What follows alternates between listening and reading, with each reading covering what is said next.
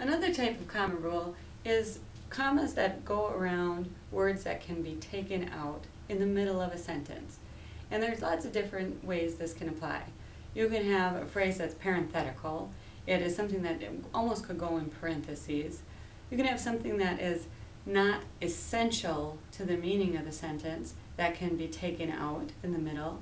Also, you can have what's called an appositive, where it repeats information about the subject that can be taken out.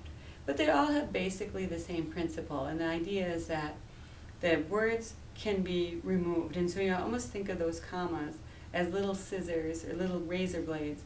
And it's not that the information is not important, but it doesn't somehow restrict or limit the meaning of the sentence. And sometimes they're even called non-restrictive, because they don't restrict the meaning of the sentence when they can be taken out. So I'll give you a couple examples of that. We might say, the students who get A's can attend. Well, let's say we're talking about a picnic or something.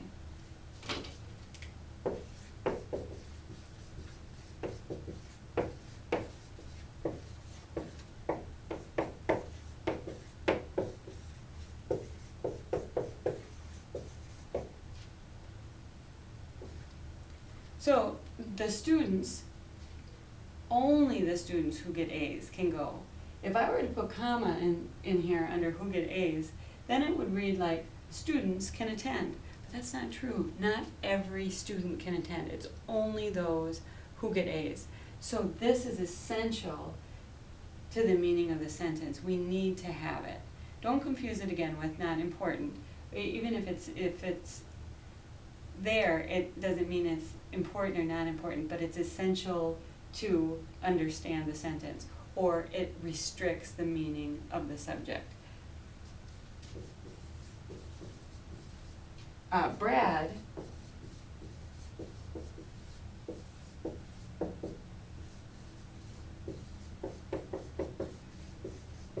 who gets A's can attend. Now notice I put commas around who gets A's in this example because it doesn't limit who can attend. It's still Brad. Brad can attend, but it gives us more information about Brad. He gets A's. That's an example where you can use the commas as little scissors because you can take that information out. Another such example, I talked about the word appositive, and that's where it is almost a repetition of the subject. So you may say,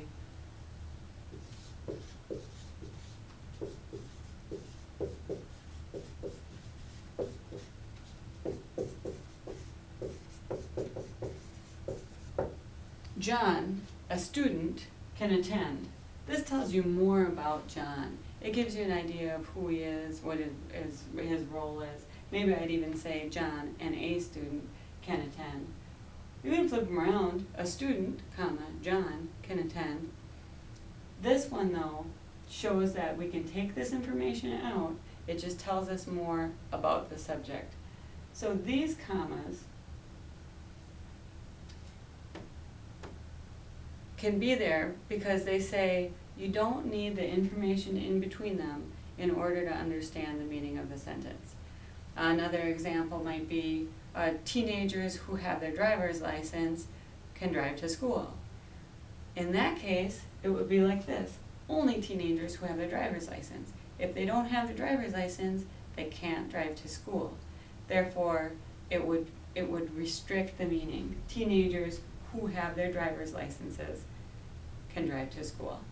So with these commas, it's really up to the writer to determine whether or not that information is needed in order for the reader to understand what the sentence means, or if it's, what the subject means, or if it's giving more information about the subject. Information that's important, but can be taken out and the sentence still holds its meaning. That, again, that's called non-essential word group, restrictive clause, can also be called a parenthetical or a positive. Lots of, and they're slightly different, but they all have the same meaning. These are examples of some, and that is another comma rule. Thanks.